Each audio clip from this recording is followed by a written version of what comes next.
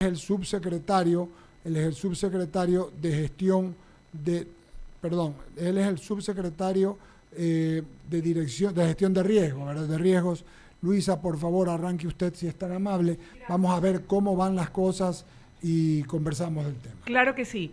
Señor subsecretario, buenos días y bienvenido a Diálogo. Gracias por acompañarnos y por habernos tenido la gentileza de esperar. Quisiéramos comenzar la entrevista a propósito de este cambio de alerta amarilla a alerta naranja, para que quienes nos escuchan tengan muy claro qué implicaciones tiene cambiar de alerta amarilla a alerta naranja. ¿En qué fase estamos de cara a la llegada del fenómeno del Niño? Bienvenido. Estimada Luisa, muy buenos días. Un saludo a toda la ciudadanía que nos escucha por este prestigioso medio. Bueno, primero señalar que el comité ERFEN es un comité que existe de manera permanente y que ha venido monitoreando el progreso de esta amenaza durante todo este año. Y el día lunes, en un COE nacional que tuvimos, este comité a través del INOCAR nos informó que 4 de los 4 parámetros que se esperaban que se cumplan ya se habían cumplido, y ya con todo este cruce de variables técnico-científicas se estableció que la probabilidad de que el fenómeno se presente es del 99%, es decir, que se desarrolle la amenaza.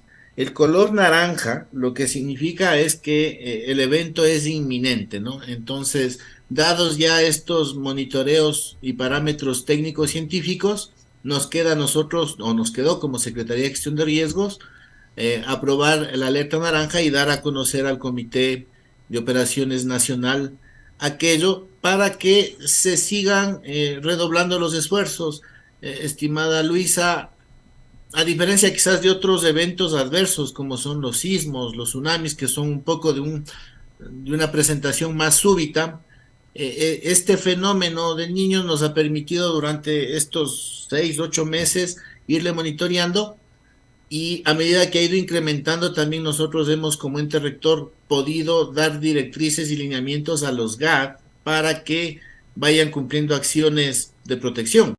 Entonces, A partir de la declaratoria de alerta naranja, ¿cuáles son las acciones que se van a tomar concretamente desde la subsecretaría a su cargo en coordinación con los GAT? ¿Qué es lo que viene a partir de este momento en adelante?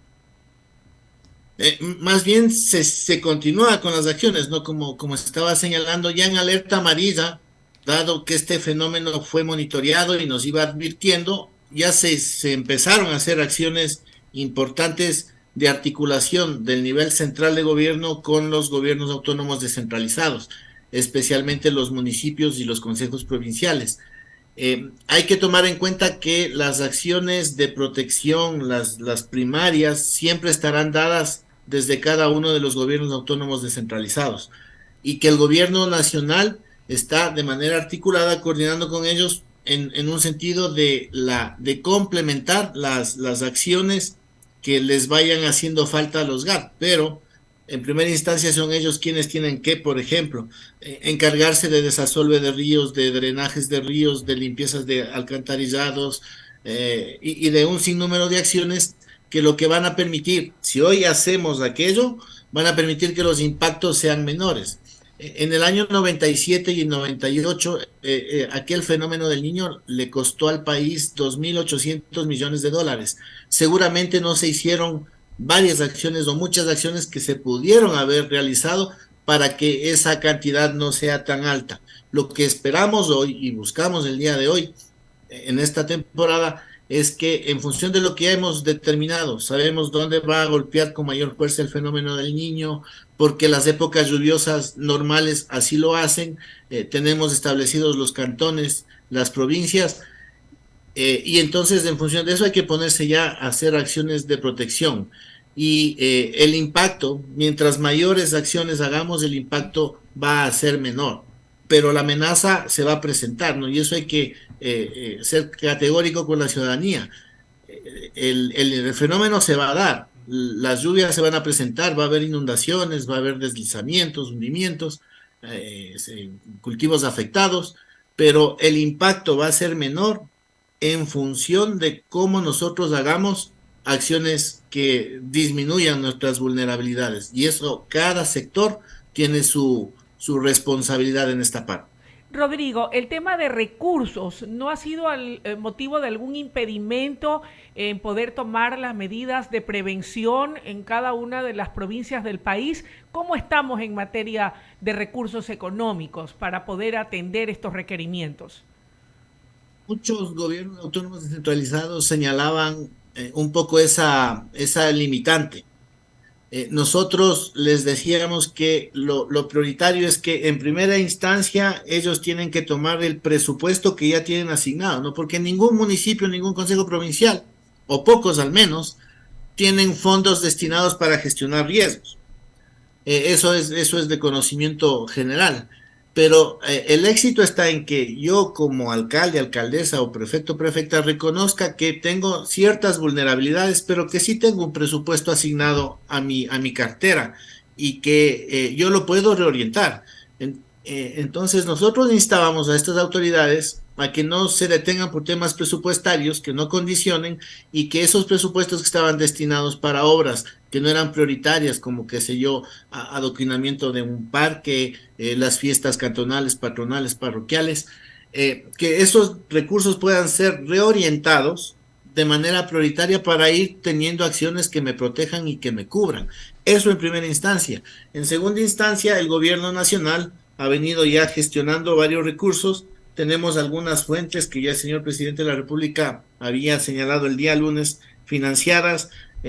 Hay un monto de 150 millones que será manejado por el Ministerio de Transporte y Obras Públicas para comprar maquinaria pesada, para dar mantenimiento a maquinaria pesada y adquirir 1.200 metros de puentes provisionales. Puentes que al momento que colapsen serán ubicados, pero de manera articulada con los consejos provinciales, porque exceptuando la vialidad nacional, que es de competencia del EMETOP, la mayor cantidad de vías que se ven afectadas son las de zonas rurales, y eso es competencia primaria de los consejos provinciales. Asimismo, tenemos que Ban Ecuador va a flexibilizar las condiciones de créditos y accesos para créditos que fueron sacados con montos de $150,000. Tenemos que el Banco del Desarrollo también destinará $300 millones, esto para hacer obras de protección y de mitigación en proyectos de agua potable, de saneamiento, de vialidad. La Corporación Financiera Nacional también hará extensiones de plazos y nuevos periodos de gracia, parciales o totales para créditos del sector productivo. Es decir, lo que le implica al nivel nacional es estar ahí con su diferente estructura interinstitucional para complementar la responsabilidad primaria que tienen los GAD. Que no se vea que los GAD tienen quizás una acción muy pasiva y que no se vea que termina siendo responsable, o que no se tenga esa lectura errónea de que el responsable directo es el nivel nacional. No es un lavado de manos, pero cumpliendo lo que dice la Constitución, que la gestión de riesgos es descentralizada y subsidiaria, ya pues es descentralizada, cada GAT tiene que ir haciendo las acciones protectivas del caso, pero está el nivel central ahí sí para complementar. Y cuando nos toque ya llevar el impacto y nos toque responder, usted ha sido testiga, Luisa, de que la Secretaría de Gestión de Riesgos, cuando hay desastres y con toda la institucionalidad del Ejecutivo, estamos ahí para dar respuesta y complementar, especialmente a los municipios, ¿no? En temas de alojamientos temporales, kits de higiene, limpieza, alimento y todo lo que implica una atención. Nos estamos preparando para eso, pero lo importante es que estos meses que el fenómeno del Niño nos ha dicho, me voy a presentar, me voy a desenvolver, que sigamos haciendo acciones. Entonces, para responder su pregunta, lo que implica en esta fase naranja es seguir haciendo lo que ya hemos empezado a hacer en alerta amarilla, y más bien esforzar y redoblar los esfuerzos. De experiencias anteriores, Rodrigo, y un poco lo que han advertido expertos, algo que se vería afectado es el tema de la seguridad alimentaria, en virtud de que si el fenómeno del Niño viene con una fuerza arrolladora, podrían perderse cultivos y de esa manera afectarse el tema de abastecimiento de alimentos en el consumo interno. ¿Qué acciones o previsiones están tomando con los ministerios a cargo a efectos de garantizar que en medio de una circunstancia como esa no falte el tema de la alimentación, del aprovisionamiento de víveres para las familias ecuatorianas? Analizábamos en los COEs provinciales y nacionales que hemos tenido que un elemento vital para justamente lo que usted señala, estimada Luisa, es la vialidad. La vialidad es la que primero hay que protegerla, porque si se ve fragmentada, si se ve afectada, se suspende no solo el tema del transporte de alimentos, sino de varias actividades. Es la arteria principal a nivel nacional siempre será la vialidad. Entonces, partiendo desde ahí para garantizar una seguridad alimentaria, está el controlar y el tener previsto todas estas acciones con el Ministerio de Transporte y Obras Públicas y cada consejo provincial, estos planes de contingencia para cuando los puntos más vulnerables sean afectados, tengamos esa capacidad para responder. Por otro lado, con el Ministerio de Agricultura y Ganadería, también trabajando de la mano con los consejos provinciales, se está preveyendo el tema de kits de agrícolas, kits de semillas, dotación de algunos insumos para favorecer el tema de la agricultura y la recuperación más pronto posible. Y nosotros como Secretaría de Gestión de Riesgos y con el MIES, encargados de abastecernos de kits de alimentos que están bajo una norma internacional, ¿no? con los nutrientes y kilocalorías apropiadas. Estamos abasteciendo nuestras bodegas para enfrentar este tema de la potencial afectación a la seguridad alimentaria, como digo, desde varios frentes. Rodrigo, en el tema de medicinas, por ejemplo, porque Dios no permita, también se ha previsto a lo mejor la presencia de enfermedades como consecuencia del fenómeno del niño, por un lado, y por otro lado, ¿cuántos albergues se tiene previsto implementar o ya se tienen preparados en el país para poder atender a las personas que se vean afectadas o que necesiten, dado el impacto del fenómeno del niño? Y para responder a la primera pregunta, dentro del Sistema Nacional Descentralizado de Gestión de Riesgos, que es el conjunto de las instituciones a nivel nacional, hay una mesa, que es la Mesa 2, que se encarga de temas de salud. La Mesa 2 está muy activa en estos temas del abastecimiento de medicinas y hoy por hoy haciendo estas acciones preventivas de posicionamiento y abastecimiento de toldos y de todos estos elementos que de una u otra manera al momento que empecemos a tener ese impacto del fenómeno del niño hacia la salud, nos encuentren de mejor preparados y mejor ubicados. En cuanto a la pregunta de los alojamientos temporales, a nivel de las 17 provincias que están involucradas o expuestas hacia los impactos del fenómeno del niño, se han identificado ya 950 espacios que pueden ser empleados como alojamientos temporales.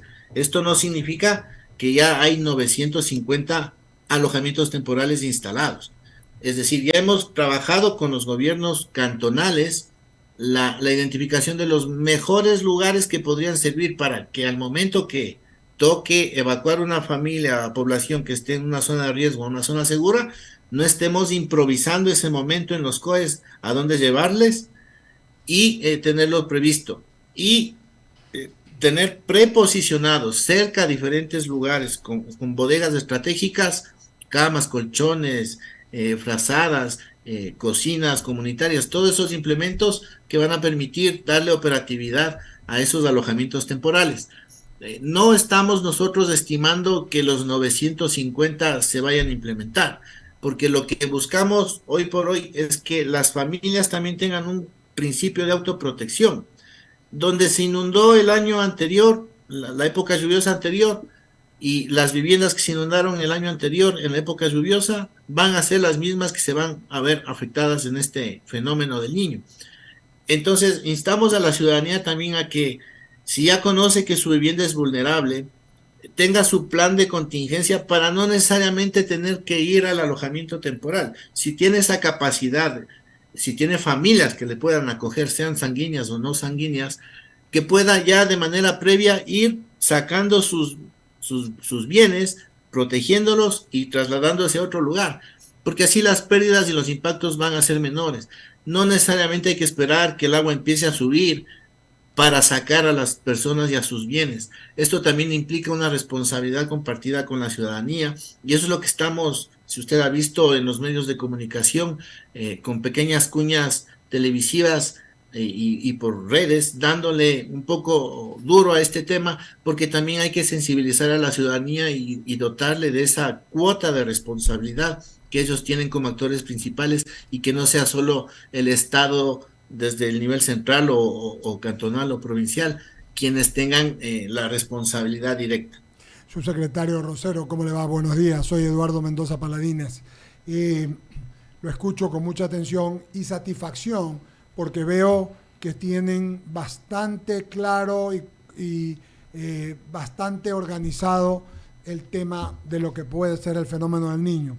Tengo dos inquietudes. La una, felicitar el hecho de que estén trabajando con los spots que he visto en radio y en televisión, con la ciudadanía, porque si no se involucra la ciudadanía y se hace una integralidad de esto, solamente hablan en el tema del Estado y nadie para bola, nadie se concientiza y el asunto es que hay que concientizarse y hay que seguir haciéndolo y está bien hecho.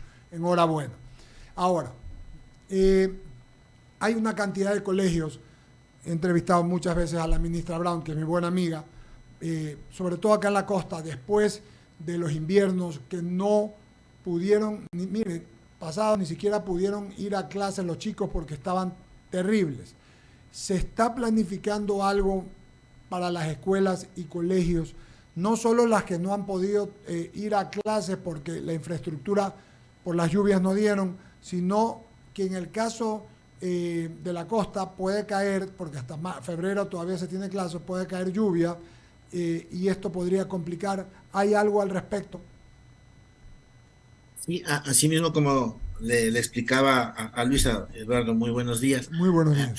Hay la mesa 2 de salud, también existe dentro del Sistema Nacional Centralizado la mesa 5 que se encarga de educación en desastres, que también están haciendo importantes acciones de protección y de prevención y de contingencia, porque se ha pensado no solo en las escuelas o colegios que se vayan a inundar, sino también en aquellos que aunque no se inunden, los estudiantes no puedan llegar porque las vías no lo permitan hacer.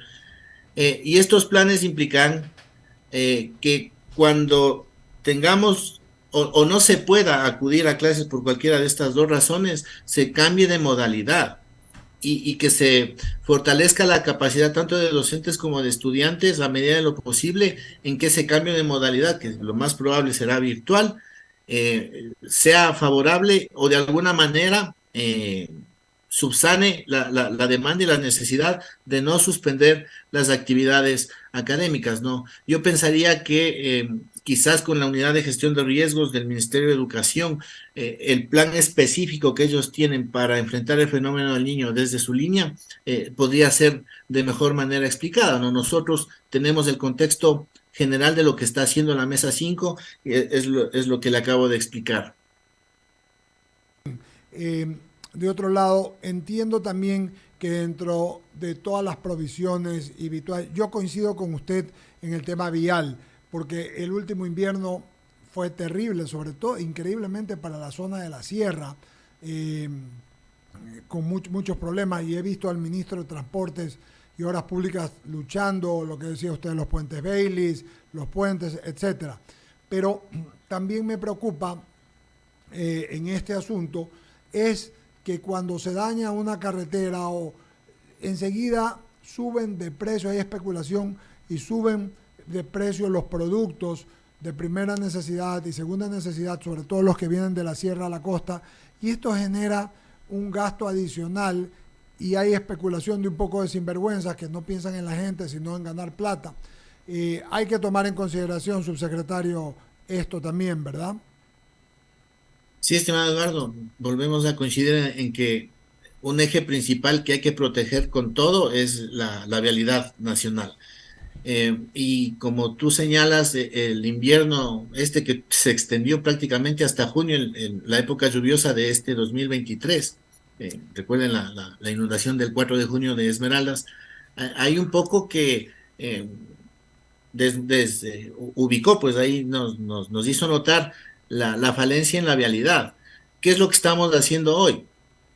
querer protegernos y adelantarnos con lo que más nos hizo falta en épocas lluviosas anteriores, en los puentes, ¿no? Entonces son 1.200 metros de puentes que el MTOB está haciendo los procesos de contratación para tener dispuestos, ubicados de manera estratégica y que no nos pase lo que nos pasó en épocas lluviosas anteriores.